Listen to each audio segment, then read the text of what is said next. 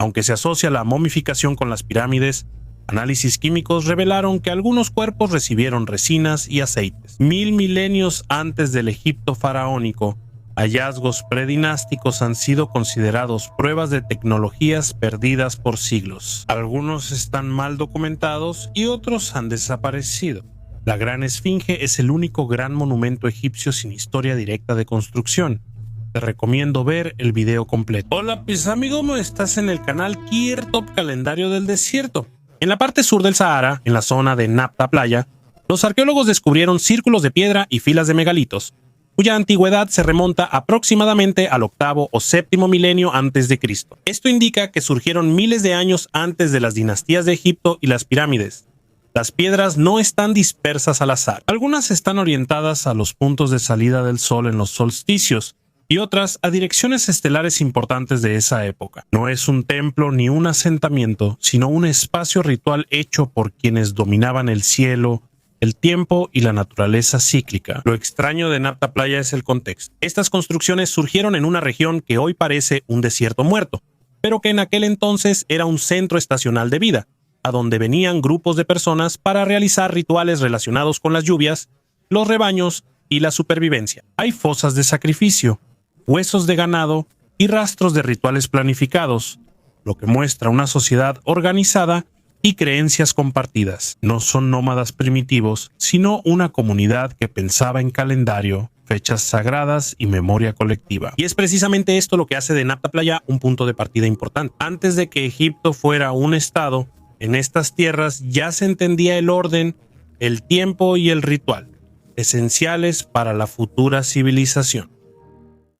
El cuchillo de Gebel el-Arak, hallado a finales del siglo XIX cerca de Gebel el-Arak, parece al principio un arma ceremonial típica del Egipto predinástico, hoja de sílex trabajada y mango de marfil. Sin embargo, al observarlo, surge la impresión de que algo no encaja. En el mango hay una escena tallada, figuras humanas, barcos, grupos en combate y un personaje central con 2 leones por las melenas, un motivo inusual en el Egipto temprano, pero común en Mesopotamia. Esta trama parece venir de otra cultura donde ya existían imágenes mitológicas de poder, fuerza y control del caos. Para el Egipto del cuarto milenio antes de Cristo, esto era muy temprano y extraño. Surge la pregunta que aún genera debate.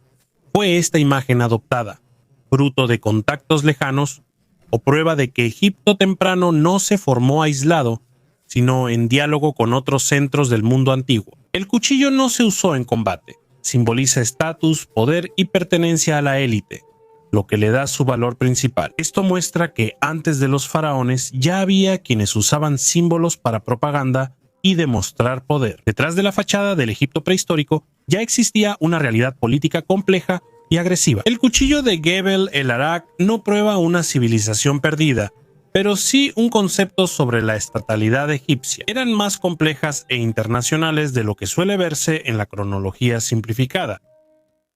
Barcos para la eternidad, barcos funerarios, aparecen en Egipto ya en el cuarto milenio antes de Cristo, 1000 años antes de las primeras dinastías. Los hallazgos más antiguos se registraron en Abidos y Hieracómpolis, donde junto a tumbas de la élite se encontraron verdaderos barcos de madera de hasta 20 metros de largo, colocados en fosas excavadas especialmente para ellos. Se alineaban junto al Nilo, mostrando un ritual intencional, no accidental. En Abidos, arqueólogos hallaron más de 10 enterramientos de barcos junto a tumbas de gobernantes protodinásticos. Algunos barcos se desmontaron antes de enterrarse, otros se usaron y muestran reparaciones, desgaste y pintura. Esto significa que en la tumba colocaban no un símbolo, sino un objeto directamente relacionado con el estatus de sus dueños. En una sociedad donde el Nilo era la vía principal, una embarcación daba control sobre transporte, comercio y personas. Las cerámicas predinásticas muestran muchas embarcaciones con casco similar, proa alta y forma alargada. Estos motivos aparecen en varias regiones, mostrando una tradición amplia, no un culto local. En este periodo la embarcación simboliza poder y estatus, no solo transporte.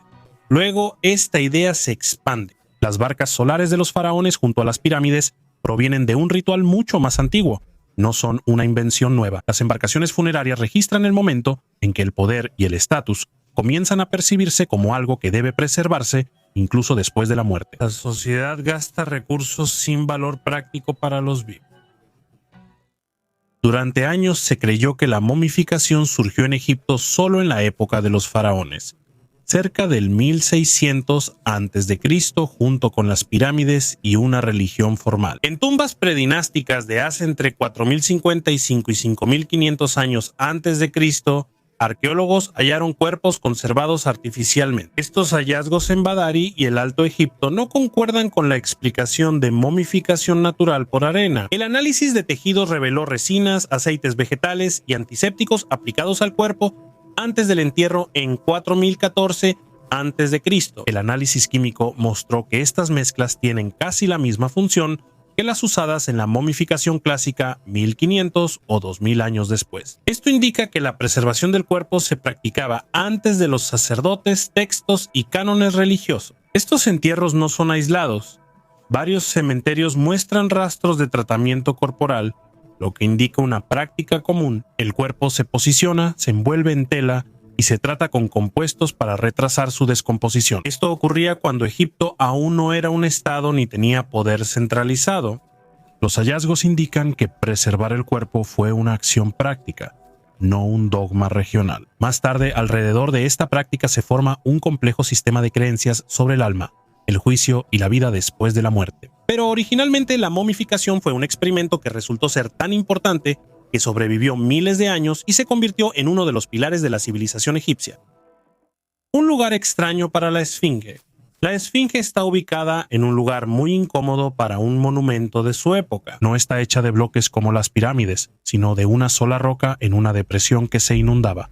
Incluso en la antigüedad ya estaba muy dañada. Y ya en la época del Nuevo Reino, los egipcios realizaban grandes trabajos de restauración, como si se tratara de un objeto que ya era antiguo incluso para ellos mismos. Esto está documentado en inscripciones y capas de restauración, no en fantasías. El detalle más extraño es la ausencia de pruebas directas de la construcción.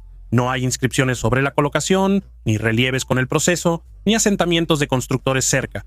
Para Egipto, esto es una anomalía. Las pirámides tienen más documentación que la Esfinge, pese a ser más complejas. Lo que lo relaciona con Jafra es el contexto, la lógica de la ubicación y coincidencias de estilo, pero no hay prueba directa. La Esfinge es un gran objeto no identificado, lo que generó controversias. Geólogos analizaron destrucción, arqueólogos vacíos y túneles, e historiadores el silencio de las fuentes. Ninguno de estos factores por sí solo prueba una fecha diferente, pero juntos hacen que la Esfinge sea un objeto incómodo para la versión simple. Lo relevante no es si es más antiguo que las pirámides, sino otra cosa. Los hallazgos predinásticos prueban que Egipto usaba símbolos, rituales y el espacio antes de los faraones. En este contexto, la Esfinge deja de ser un milagro surgido de la nada y se convierte en parte de un largo proceso, cuyo inicio podemos ver, pero cuyo final aún no entendemos del todo.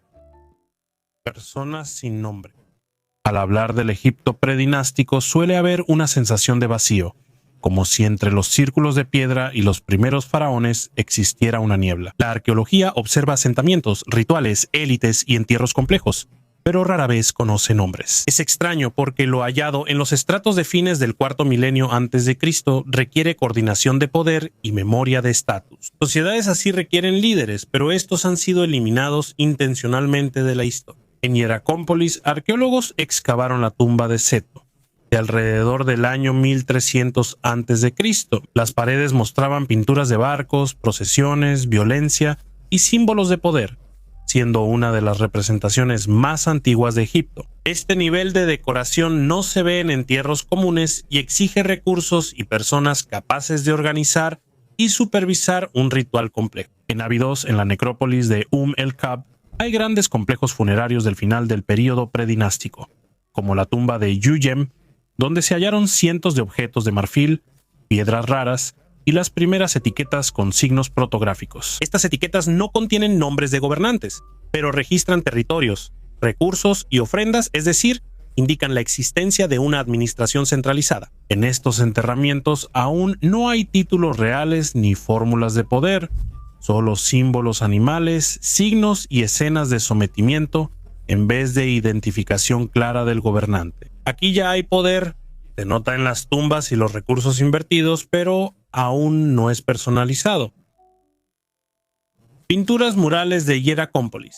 En este gran centro del Egipto predinástico, arqueólogos hallaron murales que datan de alrededor del año 1300 antes de nuestra era. Es una de las imágenes narrativas más antiguas de Egipto, mostrando escenas de personas, barcos, procesiones y violencia, no solo ornamentos o signos abstractos. Este nivel de narración visual era muy raro para su época.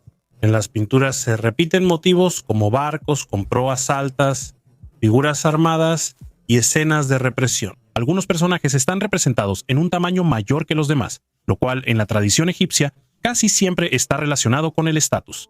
Sin embargo, no hay nombres, inscripciones ni títulos junto a ellos. La imagen muestra un modelo de poder centralizado, no un evento.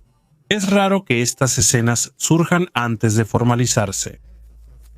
Ya hay noción de gobernante y uso de control y violencia para gobernar, pero aún no existe la institución del faraón. Hay un lenguaje visual del poder, pero aún no tiene nombre oficial. La masa del escorpión.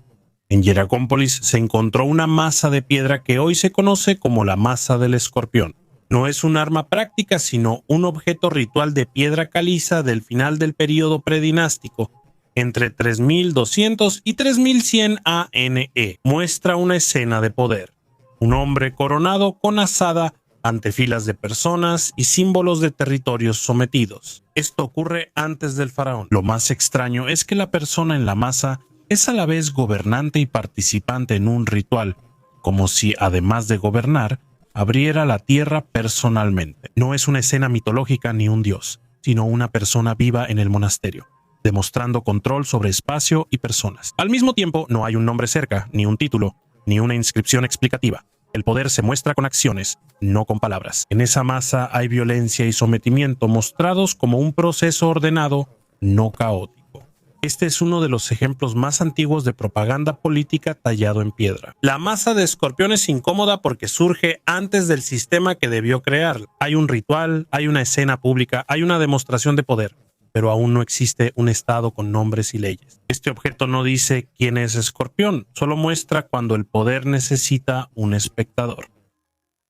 El vestido más antiguo es de finales del siglo XIX en Tarkana, al sur del Cairo. Arqueólogos hallaron un vestido de lino que no fue valorado por mucho tiempo pese a su tela fina, costuras prolijas y corte complejo para la época. Parecía demasiado común como para despertar sospechas. El análisis de radiocarbono reveló que el vestido tiene unos 5000 años. Es del inicio de la civilización egipcia, previo a las dinastías clásicas. El vestido resultó no ser solo un pedazo de tela, sino que estaba confeccionado a la medida, con pinzas, pliegues y una forma cuidadosamente pensada, que requieren mediciones precisas, habilidades de corte y comprensión de cómo se comporta la tela en movimiento. No es una capa ni una prenda primitiva, sino una prenda compleja, comparable en su confección a modelos mucho más tardíos. Para una sociedad que en los libros de texto todavía suelen llamar primitiva, esto parece un salto tecnológico. Lo más inquietante aquí es la escala. Ese vestido no fue un experimento único. Para que existiera una prenda así, debía haber cultivo de lino, procesamiento, tejido, estándares y especialistas constantes. Esto muestra un sector artesanal desarrollado y una demanda estable de la élite que no surge de la nada. El vestido de Tarkán rompe la idea habitual de una antigüedad tosca. Demuestra que desde temprano Egipto tenía una cultura avanzada, preocupada no solo por rituales y poder, sino también por la forma, el cuerpo y la apariencia. Este detalle no encaja con la idea de un inicio lento y primitivo. El cobre comienza a usarse en Egipto al final del período predinástico, surgiendo objetos complejos para una sociedad que aún no es un estado pleno. No son hallazgos casuales, sino objetos como cuchillos, punzones, ganchos, adornos y herramientas de cobre refinado. Los más antiguos datan del cuarto milenio antes de nuestra era, mucho antes de la construcción a gran escala y la producción centralizada. El problema es que en el Valle del Nilo no hay yacimientos de cobre suficientes para extraer el volumen requerido. El análisis indica que la materia prima venía del Sinaí y Levante, lo que implica rutas largas, logística y control de suministros. El metal no llegaba a Egipto por casualidad, se importaba, se procesaba de manera intencionada y se distribuía. Y, de hecho, en primer lugar, entre la élite. Esto se nota por su ubicación en tumbas ricas y rituales complejos. Las tecnologías de procesamiento plantean preguntas. El cobre necesitaba fundición, y control preciso de temperatura. Las marcas indican que los artesanos fundían piezas y las forjaban en frío para lograr formas resistentes y funcionales. No son experimentos aislados, es una habilidad que se transmite y consolida en el círculo artesanal. En el Egipto predinástico, algunos objetos de cobre se hacían con aleaciones que tenían arsénico, lo que los hacía más duros. Estas aleaciones exigen elegir bien el mineral y controlar el proceso. Si no, el producto es frágil o inutilizable. En esas capas arqueológicas no hay pruebas de experimentos sistemáticos con la composición. Los objetos inmediatamente presentan características funcionales. Esto se nota por el desgaste de los bordes y las huellas de uso, no por reconstrucciones teóricas. En el Egipto predinástico, los animales no solo se criaban y comían, también eran sacrificados y enterrados en rituales. La magnitud de este fenómeno se entiende solo al excavar complejos completos. En Hieracómpolis, arqueólogos hallaron decenas de entierros de animales del cuarto milenio antes de Cristo, mucho antes de existir un panteón de dioses y templos formales. No eran restos al azar ni basura. Los animales se colocaban completos, a veces en orden anatómico o con señales de sacrificio ritual. Se hallaron ganado, ovejas, cabras, perros y animales salvajes como gacelas y depredadores. Destacan los entierros de toros, huesos grandes, colocación precisa y ritual repetido. Se sacrificaban en serie, no individualmente, lo que demandaba muchos recursos. Un toro adulto requiere meses o años de alimentación, por lo que solo grupos con suficientes reservas y control del rebaño podían permitírselo. En Hieracómpolis, cerca de tumbas de la élite, hay muchos animales sacrificados, ¿no? Y este es un detalle importante. Los animales aquí son el equivalente a la riqueza, y su destrucción en un ritual significa que los organizadores tienen un excedente. Estas prácticas solo existen donde hay jerarquía y poder, no en sociedades igualitarias o pobres. En Hieracómpolis hallaron restos de leopardo, babuino e hipopótamo. En rituales, capturar, retener o matar estos animales exige organización, gente y tiempo. Los sacrificios parecen actos públicos de poder, donde la persona demuestra control no solo sobre la economía, sino también sobre la naturaleza peligrosa. Los animales sacrificados se enterraban en zonas designadas, ligadas a centros rituales y entierros de élite, lo que contradice la idea de una sociedad primitiva. El sacrificio masivo de animales necesita planificación, recursos extra y gente que siga el ritual. Aquí ya hay quienes mandan y quienes obedecen, y todo esto ocurre en un periodo en el que Egipto formalmente aún no es un estado y no tiene instituciones reales establecidas. En las capas del Egipto predinástico, los arqueólogos encuentran objetos que físicamente no pudieron haber sido fabricados en el Valle del Nilo. En entierros y asentamientos de finales del cuarto milenio antes de Cristo, hallaron cuentas de lapislázuli, hojas de obsidiana, conchas marinas y piedras raras que no existen en Egipto. El lapislázuli, por ejemplo, se extraía en la región del actual Afganistán, que está a varios miles de kilómetros del Nilo. Estos objetos no se encuentran en un solo lugar, no son una excepción casual.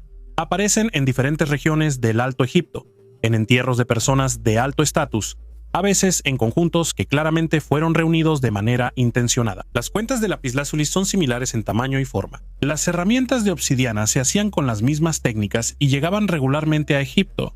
No eran trofeos únicos ni hallazgos casuales. La obsidiana es especialmente reveladora, sus fuentes se encuentran en África Oriental y Anatolia, y cada pieza se puede identificar fácilmente por su composición química. El análisis revela que parte de la obsidiana en Egipto proviene de regiones a cientos o miles de kilómetros. Este material no era decorativo, se usaba para herramientas de corte, como muestran las huellas de desgaste. Las conchas marinas halladas en enterramientos del Valle del Nilo lejos del mar llegaban como adornos o amuletos. Estos objetos están en capas sin fuentes escritas ni nombres de gobernantes. Los objetos muestran movimiento de materiales, personas y habilidades a distancias difíciles de conciliar con la idea de comunidades locales e aisladas. A inicios del siglo XX en Egipto, un error arqueológico fue considerar ciertos objetos como prueba de una civilización muy antigua y avanzada. Eran vasijas de piedra con paredes lisas, bordes delgados y simetría difícil de explicar solo con trabajo manual. Algunas tenían paredes de solo milímetros de grosor y aún así estaban talladas en piedra dura como diorita o basalto. Estos recipientes pronto fueron vistos como prueba de tecnologías perdidas. El problema era que los hallazgos se publicaban fuera de contexto, sin detallar capa, lugar u objetos asociados. A veces el origen se sabe solo por testimonios de los primeros coleccionistas o comerciantes de antigüedades, ya que la documentación arqueológica no existía o se reconstruyó después. Las imágenes de los vasos adquirieron vida propia y durante décadas pasaron de libro en libro y de película en película. Más tarde, en investigaciones y experimentos posteriores, se descubrió que algunas de estas formas realmente pueden obtenerse utilizando herramientas simples, arena, abrasivos y una gran cantidad de tiempo. Arqueólogos experimentales recrearon vasijas similares tras semanas o meses de trabajo. Esto mantuvo la complejidad, pero evitó usar tecnologías desconocidas. No todos los objetos se explicaron con certeza. Algunas vasijas quedaron mal documentadas y otras desaparecieron del ámbito científico. No se pueden volver a examinar, fechar ni comparar. Solo existen en publicaciones y fotos antiguas. Esta historia aún se usa como argumento en ambos lados y como prueba de que la ciencia oficial oculta algo. Otros como lo fácil que una pieza puede volverse una sensación si se saca de contexto. La paleta de Narmer. La paleta de Narmer fue encontrada en el complejo del templo de Hieracómpolis. Es una losa de piedra hecha de esquisto oscuro de aproximadamente 6 que data aproximadamente del año 3100 antes de nuestra era. Formalmente es una paleta para cosméticos, pero en realidad es un objeto que nunca se usó en la vida cotidiana. Es demasiado grande, demasiado detallada y demasiado demostrativa. Una persona con la corona blanca del Alto Egipto levanta una masa sobre un prisionero. El gobernante es mucho más grande que los demás. El gesto es capturado en el momento del golpe por un sirviente cercano. Frente a él, el enemigo está completamente sometido. En el otro lado también hay una persona, ahora con la corona roja del Bajo Egipto. Lidera la procesión y observa los cuerpos decapitados de los enemigos, alineados rigurosamente. En el centro de la composición hay un motivo de cuellos entrelazados de bestias fantásticas, que aparece aquí ya en su forma final. El nombre de Narmer está representado con signos y enmarcado. Caso antiguo de unir nombre de gobernante e imagen de poder. La paleta se colocó en un templo, no en una tumba. No está acompañada de inscripciones explicativas y no cuenta una historia con palabras. Todo lo que hay aquí se transmite a través de las posturas, la escala de las figuras y el orden. En Merimda Beni Salama, norte de Egipto, arqueólogos hallaron una cabeza humana de arcilla del quinto milenio antes de Cristo. Es una de las representaciones faciales más antiguas en Egipto. El hallazgo parece modesto e incluso un poco tosco, pero precisamente eso es lo que lo hace extraño. Aquí no hay decoración, no hay ornamento, no hay intento de embellecer o idealizar la imagen. Solo hay un rostro modelado en arcilla, dejado en la capa habitacional del asentamiento. La cabeza no está ligada a un entierro ni fue hallada en un templo o pozo ritual, sino entre restos de viviendas y actividades cotidianas. Los rasgos faciales son simples pero intencionales: ojos, nariz, boca. No es abstracta ni una máscara, sino una cabeza humana separada del cuerpo, propia de su época. Este hallazgo es inusual en las culturas tempranas de Egipto, donde rara vez hay figuras tridimensionales humanas y predominan los signos de animales y motivos geométricos. Por eso, la aparición de un rostro humano en arcilla parece un paso consciente, cuyo significado aún no está claro. No sabemos a quién representaba ni para qué fue hecha. La arqueología solo registra el hecho mismo de su existencia. La momia tatuada que sorprendió. En Gebelein, al sur de Fina, se hallaron momias predinásticas que datan entre el año 1300 y 3200 a.C. Fueron consideradas hallazgos comunes. Al revisarlas otra vez, notaron manchas oscuras en la piel. Al principio, creyeron que era suciedad o descomposición, pero luego vieron que eran tatuajes. En el cuerpo del hombre se distinguen claramente un toro salvaje y un carnero. Las líneas son nítidas y las figuras reconocibles. El pigmento se introdujo bajo la piel. No son marcas accidentales ni decorativas. Los dibujos se colocaron para ser visibles en vida. Estos son algunos de los tatuajes más antiguos confirmados arqueológicamente. En otra momia femenina hallaron patrones geométricos y lineales en hombro y espalda, que se repiten como un sistema de signos. La técnica era igual. Pigmento, quizá carbón, se insertaba en la piel con herramientas afiladas. Las marcas aún se ven. Es importante que estos tatuajes no son únicos de un solo cuerpo. Están hechos con una técnica similar y tienen un nivel de detalle parecido. Esto indica que quienes los hicieron ya sabían, no estaban probando. Por primera vez en un granero del oasis de Fayum, lejos del Nilo, arqueólogos hallaron rastros de la cultura Fayum A, que existió entre 5.400 y 4.400 años antes de nuestra era. Aquí no hay grandes asentamientos ni construcciones monumentales, pero hay algo que llama la atención de inmediato durante las excavaciones: grandes graneros, que son pozos profundos donde se conservaron restos de cebada y émer. El grano se almacenaba en grandes cantidades y claramente no por poco tiempo. Estas reservas no se explican solo por la recolección casual de plantas silvestres. Cerca hay hoces con insertos de piedra en bases de madera o hueso. Estas herramientas son para uso regular y reutilizable, no para experimentos únicos. Fayuma muestra Egipto desde otra perspectiva, sin poder, entierros de élite ni centros rituales, pero con comprensión del ciclo del tiempo y necesidad de planificación. La gente cultivaba, recolectaba y almacenaba alimentos pensando en el futuro. Es una de las primeras formas de economía sostenible en la región, anterior al Estado. De formación artificial de cráneos. En algunas sepulturas predinásticas del Alto Egipto, los arqueólogos encuentran cráneos humanos con una forma que no pudo haberse producido de manera natural. La frente está alargada hacia atrás, la parte posterior de la cabeza está aplanada, la línea de la bóveda craneal está modificada, pero los huesos se han fusionado correctamente y sin señales de lesiones. Estos cambios ocurren solo en la primera infancia, cuando el cráneo es blando y sufre presión prolongada. Las huellas muestran un proceso gradual y controlado. El cráneo cambiaba en meses o años, no rápidamente. Se usaban vendajes o elementos rígidos para fijar la cabeza del niño en cierta posición. La simetría y repetición de las deformaciones descartan casualidad o enfermedad. Es importante destacar que estos cráneos son raros, no era una práctica generalizada ni una costumbre cotidiana. Aparecen en entierros específicos que se diferencian de los comunes, lo que indica que solo un grupo limitado de personas pasaba por este procedimiento. No existen explicaciones escritas sobre esto, ni imágenes del proceso en sí, ni símbolos que expliquen directamente su significado. El cerebro más antiguo. En una tumba predinástica de Egipto, arqueólogos hallaron restos de tejido cerebral, algo que rara vez se conserva tras la muerte. El cráneo era de alguien enterrado en una fosa simple, sin embalsamamiento ni tratamiento. La tumba es de finales del cuarto milenio antes de Cristo. La conservación se explica no por el ritual, sino por las condiciones. La arena seca, la alta temperatura y el suelo salino crearon un entorno en el que los tejidos blandos no se descompusieron por completo. En el cráneo hallaron una masa densa y oscura con la forma de los lóbulos cerebrales.